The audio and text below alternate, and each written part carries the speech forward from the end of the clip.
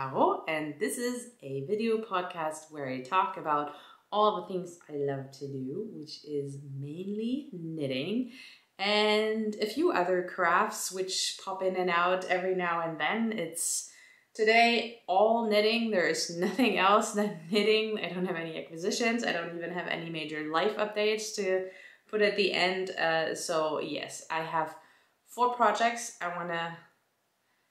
Three I want to show you. A fourth one that I am about to cast on. Virtually once I'm done filming this, I want to sit on the couch and cast on that project. So I thought it makes the cut for this episode still. And that's all I have. So I hope it's gonna be maybe a little bit shorter this time, even though all the times before when I thought it would be a short episode, it ended up being something more than 45 minutes after all. So maybe I should stop rambling and just get going.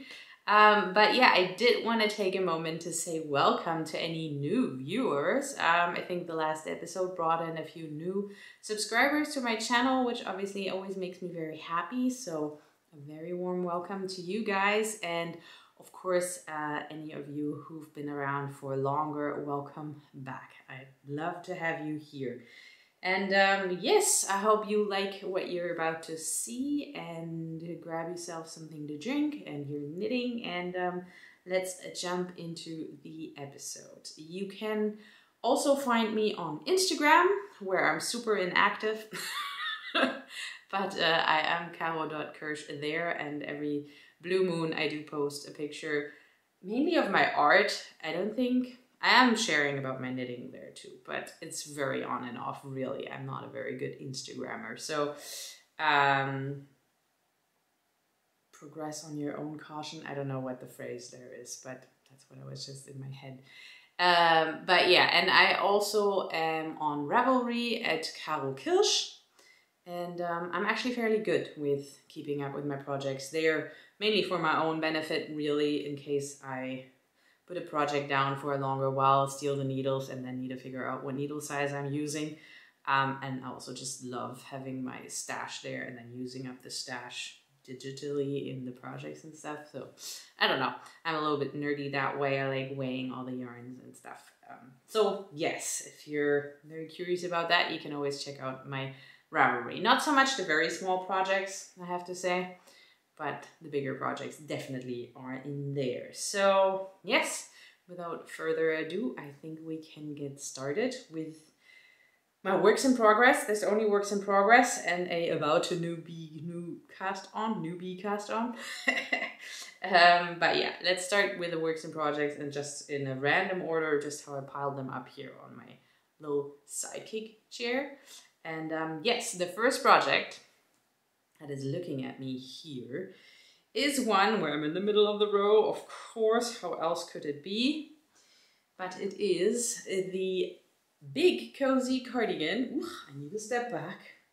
By Andrea Mowry. And look how far I've come. So you can see my lovely stitch marker, which I made myself. Here, focus on the project, not on my face. There.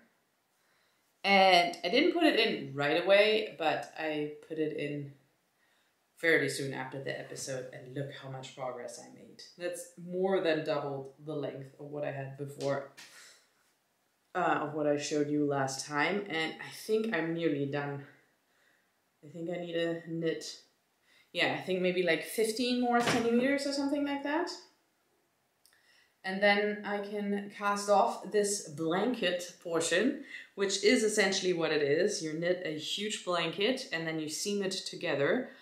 Cast on for some ribbing for the arms, obviously. And then you also cast on one created very long edge for a shawl that will go around. And the pattern suggests to use a Soray alpaca silk, which I am planning on using. I got very curious when I read that in the pattern to try that out because it's a substitute for mohair. Not that I don't like mohair, but I'm always curious to try out new things. So I got myself some Soray alpaca. I actually dyed it a few episodes back, if you're curious about that, with walnut. And yeah, I'm very excited to use it on this project because I love the color that came out of it. Hopefully next episode we'll see some of that. That would be pretty cool. But yeah, other than that, there's not a whole lot more to say about this project because yeah, it's very easy potato chippy knitting. It uses a very cool texture, which is very hard to show, especially in this yarn. This is actually the side that the pattern suggests to wear outside, but I'm planning on wearing it inside out, so to speak. There is a lot of purling.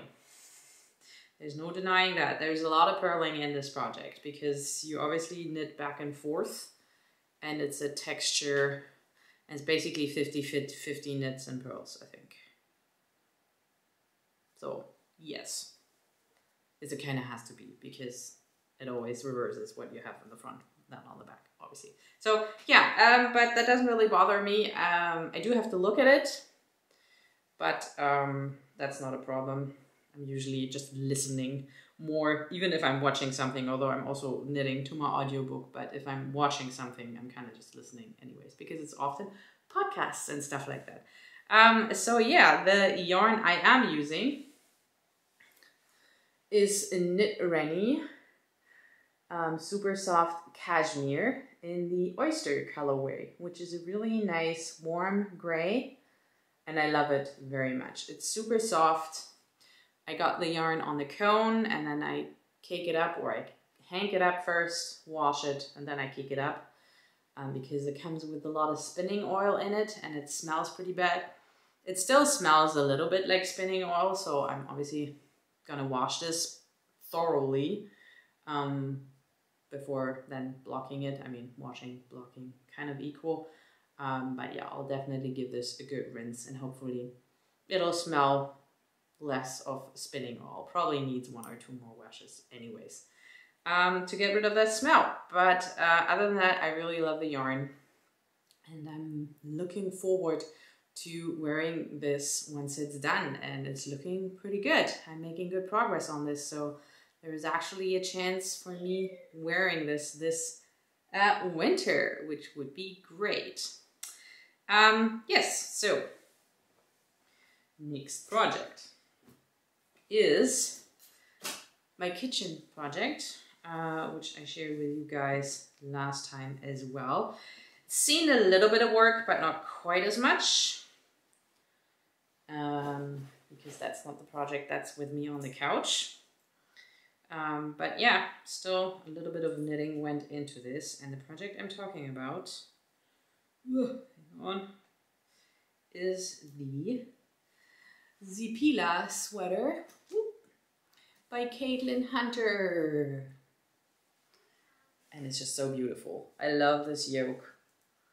I love the design, and I also love putting in the 3rd color, which is not what the design called for. It's technically just a 2-color color work, but I think it's really cool. And yes, I put in a bit more in the body. Don't really know where I was, probably halfway down from where the sleeve separated. So yeah, I probably put in like 5, 6, 7 centimeters, something like that. Yeah, slowly making progress on this, loving this project. And yes, Zipila by Caitlin Hunter. Maybe I should mention, I completely changed gauge. Even though I was swatching for this and I hid gauge, it's knitting up so differently from, I think, what the original design was. I mean, I'm holding 2 yarns together. I think that's probably the main difference, which means I'm knitting with very thick yarn, and I have to lie, hang on, I could lift that up actually. I think the project calls for superwash merino, 400 yards. Yeah, that's nearly fingering. The pattern calls for basically fingering yarn, and I think I hit gauge again, but yeah, way thicker yarn, and I don't think the sweater actually hit. I mean, I could measure it now again down here, or even in the color work, to see how my gauge actually changes. But all that to say is it turned out way bigger than the size I knit. But I kind of came to terms with that, and I think I'm just going to wear it as an outerwear layer. And I think that's probably better anyways. With this thick fabric and warm fabric, I probably would die in this anyways, indoors. So I think this will be like the perfect kind of for now. I really should focus on this to maybe get somewhere this season, but I don't think I'll get it done in time. So I guess I'll have to hope for sunny winter days if I do get it done this winter. But there's chances. I am interested in knitting on this. It's just a slower progress. The yarns I use for this project is, again, I'm holding yarns together, so there's quite a lot that goes in here. So the background color, the blue, is knit with Holds Super Soft in the Vintage Heather colorway, and I hold that together with Cumulus by Fiber Spades in the Onyx colorway. Then I have the beige, which is JC Rennie Super Soft, held together with also a Suri alpaca yarn. That's the other one. Kind of, I ended up using this before I'm using the one for the Big Cozy Cardi, even though I actually cast that on first, I think. Whatever. So this is the first time I knit with Suri alpaca. But that also has a bit of nylon in the blend. Wool and nylon, there's 3 components in that yarn. And that's from Lang, I believe. Yeah, I think that was Lang Yarns. Alpaca, I think it's just called. And then the red, that is Holds Super Soft again in the Bucata colorway and held together with Shibui Knits Silk Cloud in the Paprika colorway. So yes, loving this combination. Really, really nice. And yes, hopefully I get some more knitting done on this as well. But yeah, last month was good for this project, I think. The last project I knit on is actually also a very big project, and it is my own design. So you already know, if you watched last episode, which project that is. Hang on, let me get it. And yeah, that is the Polar Nights blanket. So it's not 100% my own design. It is based on the design by Janice Hope, the Indian Nights blanket, and I'll pop in a picture of that. The construction is her design, and I just changed the entire colorwork design. So this is how my design will eventually look like. And the last time I was done with a few squares and show them to you kind of where they were still in a pristine condition, because the next step was to cast on the very long zigzag strip.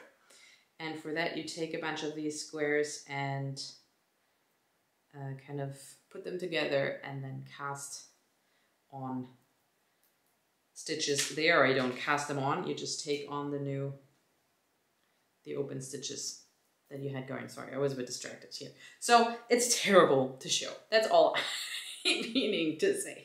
So here you can see kind of that there is our squares. I'm actually just at the end of one round, starting a new round. And this is kind of what I did all the way around for the zigzag stripe.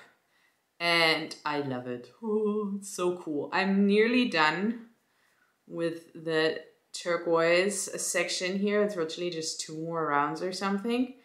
And then I can kind of take this color. It's always nice to hit a section where you change the color. Obviously, I think you know that.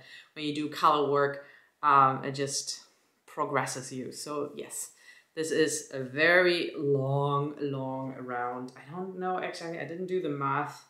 I have a different number of stitches than Janice Hope does at this point in the pattern, but it's over 800 stitches that I'm dealing with here. So, but it goes.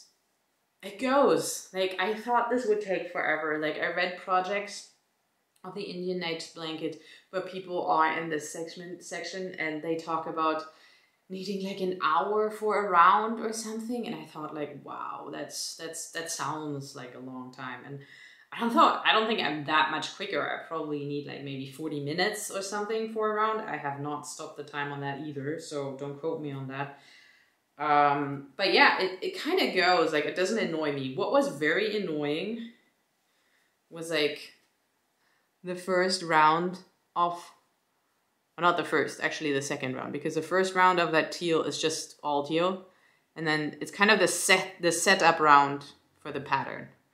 That's the only round that was really, really annoying because you had to count a lot. I mean, I did section off from when you jump from page to page, where the pattern, it doesn't repeat. You have like two different, because you have the one zigzag up and then the zigzag down, and then that repeats. But anyway, so I have this sectioned off, so you know at least after this, if you're still right, if you miscounted somewhere, if you missed a stitch or something. So I had to go back a few times here to just set that up. But then once you're done with that first pattern round, then you kind of just build on top of that, right? And then it's kind of easy. It's not super intuitive, but you obviously repeat it quite a few times. So probably like the first two repeats, you have to look at the pattern still, and then you can kind of just go because you know what's happening. And obviously the further you are in the pattern, the easier it is to see what you actually have to do, because it is a very geometric pattern. So there is no big guesswork there. So yes, I'm really enjoying this. I actually put a lot of work into this right after the last episode, which was when I was still super excited about this. I'm still very excited about it, but for some reason it was just easier, and I guess a bit more chill to knit on my big cozy cardigans. So about halfway through the time it's passed since the last episode, I probably put this aside and then started knitting on the big cozy cardigans. So those are the main two projects I knit on in the past month. Actually, it's probably been a little bit more. I wanted to record an episode in the beginning of October, so I'll be able to upload it kind of the middle of October. Now it's the end of October, and I'll probably upload, if I'm lucky, by the beginning of November. I hope I'll get it edited. Maybe I'm good in edit this weekend, and we'll have it up a little bit quicker. Otherwise it'll happen next weekend probably. So yes, but that project is entirely knit with Holt's Super Soft in a bunch of different colorways. They're all up on my Ravelry. And yeah, I love the colors. I think they go really nicely together. That's a big difference to the original design as well. She uses a lot of different colors. I don't know how many colors are in there. Probably like 20. Now that I say that, I don't even know how many are in mine, but how many is it? 1, 2, 3, 4, 5, 6. I think it's just 6 colors. The entire blanket. Maybe 7. I don't know. I might be forgetting something now. But yeah, I then basically cut the colors in half from the original blanket, which, yeah, I'm not regretting. I mean, I did purchase more originally when I started with this project. I thought I would be using more colors, but with time passing and looking at this design more and more and more, yeah, I decided to just really downplay. No, all sounds not good. Take more colors out to have it a bit more tone in tone, I think that looks really nice. So I'm very happy with where this project is going. I'm definitely excited to finish one of those strips, because I think then I've earned knitting a few more squares before I tackle the second strip. There's 4 in the entirety of the project, and I actually realized when I was thinking about the whole construction of this, because you do steek a lot. I'm not going to pick it up now, but you might have seen that there is like a steek right at the section where I was just now. So you can knit in the round and you don't have to purl the color work. What was I going to say? Where was I going? Oh yeah, that I could have even done that with this strip, just cast on the entirety of both strips than having 1,600 stitches on the needles. But I think that will just get very, very cumbersome. Just not even the length of the rows. I don't think that would bug me that much. But just having all the stitches and having to move them around on your needles, I think that would not be fun. I'm tempted to try it, but I don't know. I don't think it's a good idea. I might regret that. And at the end, it's not really about weaving in ends or anything, because it's a steek. You sew it in anyway, so it doesn't really matter if you have one steek or two steeks. And again, I'm steeking anyway, so I'm not afraid of a steek either. So maybe it's not worth it. Maybe I should just do it one strip at the other. It's more like this two sock syndrome, you know, you're done with the first sock and then you have to do the second one. Knowing me, I already struggle with finishing a pair of socks. I already struggle with finishing the first sock. So I hope that's not a similar problem, because it's obviously a way bigger thing than a sock is. But so far so good. Let's not jinx myself. But yes, so that is this project, and that's already all the work I've done, and I'm already 20 minutes in. This might be really just a half hour episode. We'll see. So there's only one project I wanted to share with you that I want to cast on today. So let me grab it. I at least put everything together already. So this is technically just a ball of yarn. But I'll show it to you anyways. I did show this before. It was part of a yarn haul after a shop was closing down here in my town, in my hometown. So I got this probably for half price. So it's lang yak, which is 50% yak and 50% merino. So you can imagine it's like super soft. And I got 2 balls of this, and I thought it would be perfect for a hat, because I think 100 grams is perfect for a hat. So all I did really is get my needles and put them in the yarn, and I decided, okay, this is worth appearing on the episode. So my original plan was to knit, and now I don't remember that pattern. I wanted to look it up again. I mentioned it before. It's the pattern that Knitting Traditions, Inga from Knitting Traditions, really, really likes. It's a 2x2 ribbed hat. It's a free pattern by Pearl Soho, I think.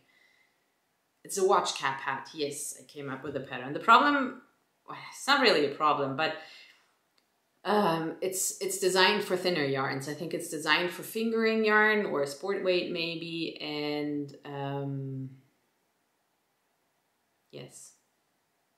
So I don't think it's wise to use that pattern, because it has a, yeah, just with the decreases and everything. Sorry, I'm thinking while I'm talking, that's not good.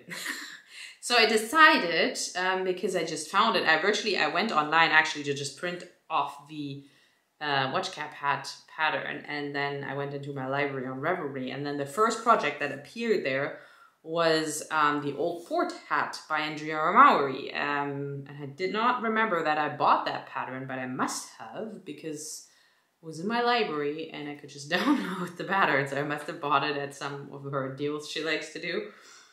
And yeah, and then I realized that she's using, it says it's DK and sport weight yarn, but if you look at the yardage, it's exactly this yardage. And to me, that's not DK weight yarn. I don't know. What's the one that comes after DK? I never know if it's worth it or Aran, but it's, I think Aran is the next one up. And I think this is Aran. It's 130 meters and 50 grams. So we'll see. I'm using her needle size because I know Andrea Mauri has like a super tight gauge. And the smallest size, assuming that my gauge will be bigger than hers, because the gauge that's suggested to come out here, but using 4.5 to 5 millimeter needles, is 18 stitches per 10 centimeters, and I think her pattern has like 24, which is probably proper DK weight. Now that I think about it, I think that's what I always swatched or achieved when I was swatching for the Rose cardigan. which she was knitting with sport weight yarn, and I think she got like 26 or 27 stitches, and I tried to achieve that with the same yarn she used. No, she did use DK yarn, but I always got 24. So that is technically my DK stitch gauge. Anyways, this is our errand, so I'm thinking it'll probably turn out a little bit bigger, so I'm knitting the smallest size of head, is all I'm trying to say. But it is a brioche pattern, so it's very flexible. So in case it does turn out a little bit too snug, I might still be able to put it over my head. And I do have a bun usually, so I need a bit more space even. But again, I do think my gauge will be a bit bigger than hers, so it'll turn out bigger. So I hope knitting the smallest size will pay off. I won't swatch, not for a hat. If it's too small for me, my daughter can have it. If it's too big, my husband can have it, even though I really want this. So yeah, that's that project, which is not quite a project yet, but it will become one in 5 minutes. And that means I'll have to wrap up this little episode, and it's really a little one. It's only 26 minutes. I can't get over that. Usually my episodes are at least 40 minutes. So this will be a very quick one, but I really wanted to upload kind of in a timely manner because, yeah, I don't know. I like it being a monthly thing, and I always feel bad when it's like 3 months and then I have so many things I need to talk about. And yeah, that's how they turn into these hour-long things. So even though I like long episodes, don't get me wrong, I'm actually excited when I see somebody uploaded like an hour. I don't know, an hour is enough. I think an hour and 30 minutes kind of gets a bit too long sometimes because then you don't manage it necessarily in one sitting, and I don't know. I'm rambling. Am I trying to make this freaking 40-minute thing? So let's just put a pin in here, and thank you very much for watching. I'm very excited to have the new viewers here. Please comment and like if you like this video, and subscribe if you haven't done so. Very lovely to have you guys here, and I hope to see you again in about a month. Bye bye.